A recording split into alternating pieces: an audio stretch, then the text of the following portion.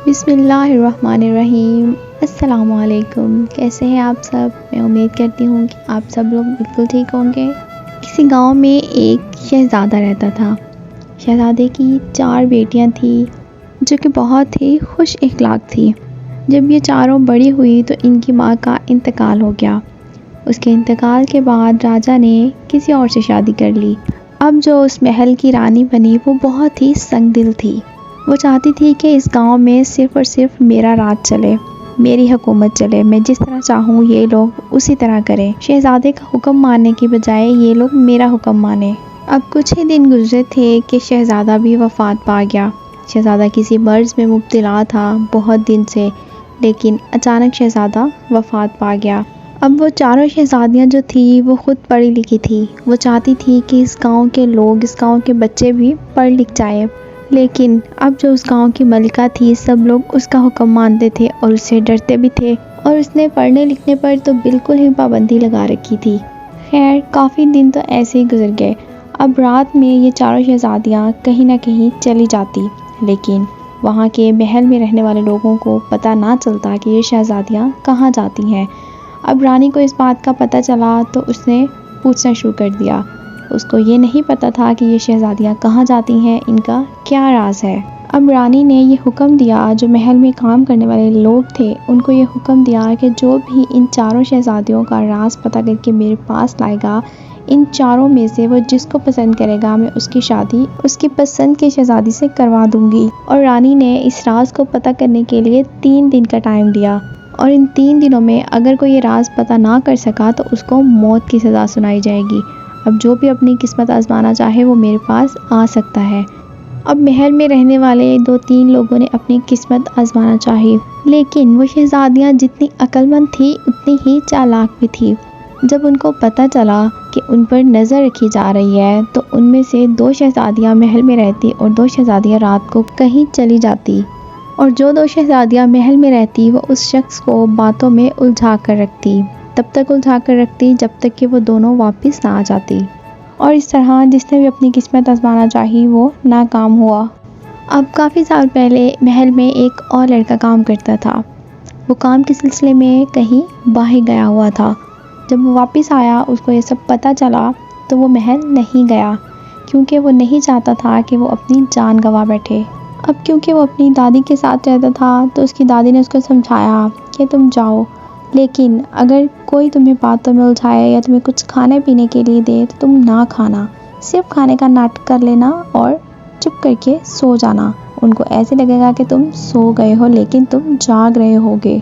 दादी उसकी क्योंकि बहुत ज़्यादा तजर्बाकार थी, दादी को पता था कि कुछ ना कुछ ऐसा ही होता होगा। जो लोग नाकाम होके आ रहे हैं या तो उनको बातों में उलझाया जाता होगा या फिर उनको कुछ खाने पीने के लिए दे दिया जाता होगा, जिसकी वजह से वो सो जाते होंगे। खैर उस लड़के ने दादी की बात मान ली और अगले दिन वो उस महल में गया और रानी से कहा कि मैं अपनी किस्मत आजमाना चाहता हूँ, मैं उन चारों शहज़ादियों का राज आपके पास लेकर आऊँगा। लेकिन रानी ने उसकी बार ये शर्त रखी कि अगर तुम सच में उन शहज़ादियों का राज मेरे पास लेकर आओगे तो मैं वही करूँगी जो तुम कहोगे। तुम कोई भी मुझसे एक बात मनवा सकते हो अपनी।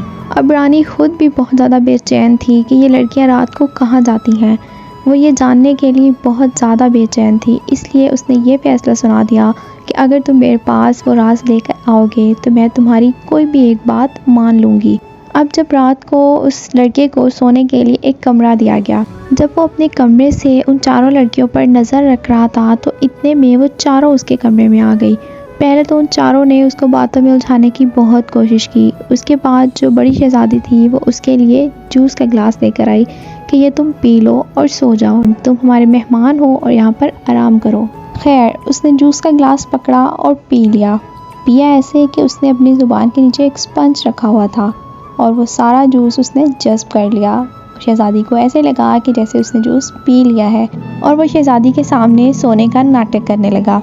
जैसे वो शहज़ादी कमरे से बाहर गई, उसने अपनी तीनों बहनों को बताया कि अब वो लड़का आराम कर रहा है, हमें डिस्टर्ब नहीं करेगा। अब वो चारों बहनें अच्छे से तैयार हुई और उनमें से किसी एक के कमरे में एक खुफिया दरवाज़ा था और वो दरवाज़ा बाहर की तरफ निकलता था। जैसे ही उस लड़के ने उन चारों बहनों को देखा वो फ़ौरन उनके पीछे गया और उनका पीछा करते करते वो एक गांव में पहुंच गए। वो गांव उनके अपने गांव से थोड़ा ही दूर था। अब वहां जाकर वो चारों शहजादियां अलग अलग हो गई। चारों शहजादियां 4 मुख्तलिफ घरों में चली गई। जब उस लड़के ने उन घरों की तलाशी ली, उन घरों में जाकर देखा कि वो शहजादियां क्या करने गई हैं, तो उसके तो रोंगटे खड़े हो गए। वो बहुत ज़्यादा हैरान हुआ और वो खुश भी बहुत हुआ। दरअसल वो चारों शहजादियां वहाँ के बच्चों को ट्यूशन देने जाया करती थी रात के टाइम, क्योंकि रानी ने तो पाबंदी लगा रखी थी कि कोई यहाँ पर पढ़ाई नहीं करेगा, कोई स्कूल्स नहीं खुलेंगे, कोई आगे नहीं बढ़ेगा।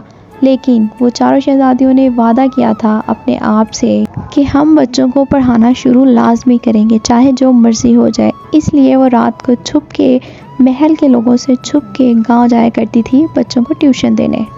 अब उस लड़के ने ये बात आकर पूरे महल वालों को बताई और इस रानी को भी बताई, और रानी ने वादा किया था कि जो तुम कहोगे मैं वही मानूंगी, जो तुम एक बात मुझसे मनवाओगे मैं वो तुम्हारी बात ज़रूर मानूंगी। अब उस लड़के ने सबसे पहले तो ये कहा कि इस गांव में पढ़ाई करने की इजाज़त दी जाए। अब क्योंकि रानी ने वादा किया था और पूरे महल वालों के सामने वादा किया था कि मैं इसकी कोई एक बात ज़रूर मानूंगी, अब उस लड़के ने ये बात अपनी मनवा ली और वहाँ के लोगों को, गांव के लोगों को पढ़ने लिखने की इजाज़त दे दी। इस पर वो गांव वाले बहुत खुश हुए और उस लड़के का बहुत शुक्रिया अदा किया। अब उस लड़के ने क्योंकि रानी को राज पता करके दिया था, इसलिए रानी ने ये भी वादा किया था कि जो ये राज पता करके लाएगा उसकी पसंद की लड़की से उसकी शादी करवा दी जाएगी। इस तरह उस लड़के ने अपनी पसंद की शहजादी से शादी कर ली और अब उस गांव में सब कुछ पहले की तरह हो गया, सारा डर खौफ ख़त्म हो गया। तो उम्मीद करती हूँ कि आपको मेरी वीडियो पसंद आई होगी। दुआ में याद रखें, हंसते रहें, मुस्कुराते रहें। वीडियो को लाइक शेयर कमेंट लाजमी किया करें। मिलते हैं नेक्स्ट वीडियो में, तब तक के लिए अल्लाह हाफिज़।